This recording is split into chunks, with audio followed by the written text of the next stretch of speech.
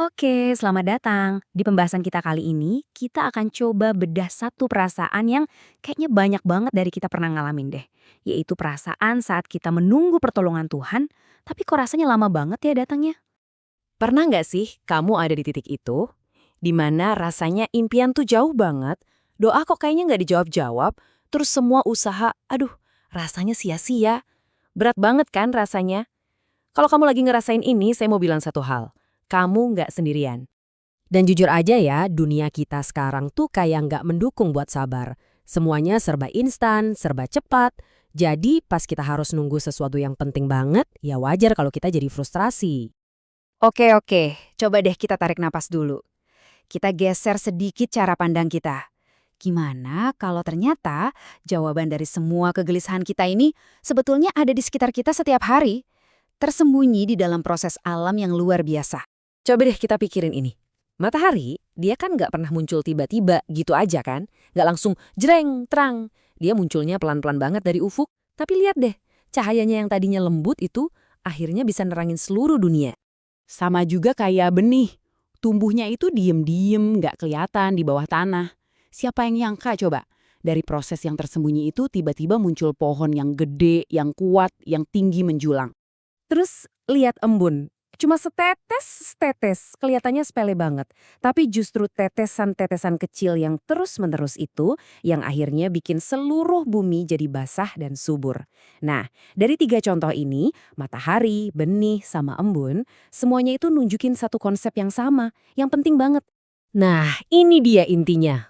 Pelan tapi pasti. Jadi ini tuh bukan soal ditunda-tunda loh, tapi ini soal persiapan. Ini cara Tuhan nyiapin sesuatu yang jauh lebih sempurna dari yang kita bayangin untuk diberikan di waktu yang paling pas. Dan ayat ini bener-bener jadi pengingat yang jelek banget buat kita. Karena kan cara pandang kita tuh terbatas banget. Yang kita kira penundaan, yang kita kira penolakan. Bisa jadi itu sebetulnya adalah cara Tuhan melindungi kita atau mempersiapkan kita. Karena Allah Maha Tahu, sedangkan kita nggak tahu apa-apa. Nah, sekarang mungkin muncul pertanyaan di kepala kita kan, kenapa sih harus begini? Kenapa pertolongannya tuh sering banget terasa pelan, bertahap, nggak langsung instan gitu? Oke, yuk kita coba bedah bareng-bareng apa aja hikmah di baliknya. Gini loh, masa penantian itu sebetulnya bukan ruang hampa. Anggap aja ini ruang latihan kita. Pertama, disinilah kita diajarin sabar, buat bangun mental yang kuat. Kedua, kita jadi belajar buat menikmati kebahagiaan dari prosesnya, nggak cuma nunggu hasilnya doang. Ketiga, ini jadi kesempatan kita buat belajar ikhlas, rendah hati. Dan yang paling penting, keempat, semua ini adalah persiapan. Biar pas anugerah besar itu datang, kita tuh udah benar-benar pantas dan siap buat menerimanya. Oke, jadi sekarang kita udah mulai kebayang ya kenapanya. Nah, pertanyaan berikutnya adalah, terus gimana? Apa yang mesti kita lakuin selama nunggu ini? Biar kita nggak malah jadi putus asa. Nah, ini ada beberapa langkah praktis yang bisa kita coba. Biar nunggunya nggak pasif, tapi jadi masa pertumbuhan. 1. Pegang teguh keyakinan kalau Tuhan itu lagi bekerja, meskipun kita nggak lihat prosesnya.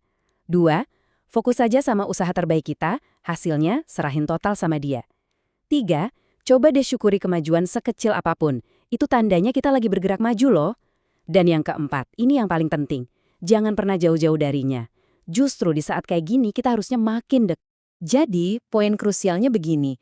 Ini bukan soal Tuhan telat, sama sekali bukan. Ini soal waktunya yang paling tepat. Dia punya timeline sendiri yang seringkali jauh lebih indah dari apa yang bisa kita bayangkan. Mungkin hari ini kamu lagi nunggu sesuatu. Mungkin doamu rasanya belum dijawab. Mungkin usahamu kelihatannya sia-sia. Kalau kamu lagi di posisi itu, saya mau bicara langsung ke kamu. Tolong dengarkan ini baik-baik ya. Percayalah dengan sepenuh hati. Tuhan itu lagi menulis cerita yang jauh lebih baik untukmu dari cerita yang kamu harapkan. Di balik diamnya, di balik penantianmu, ada skenario indah yang lagi Dia susun. Sebuah cerita yang ditulis oleh sutradara terbaik, yang nanti endingnya bakal bikin semua penantian ini terasa sangat-sangat pantas. Semuanya akan indah pada waktunya. Percaya deh sama prosesnya yang pelan tapi pasti.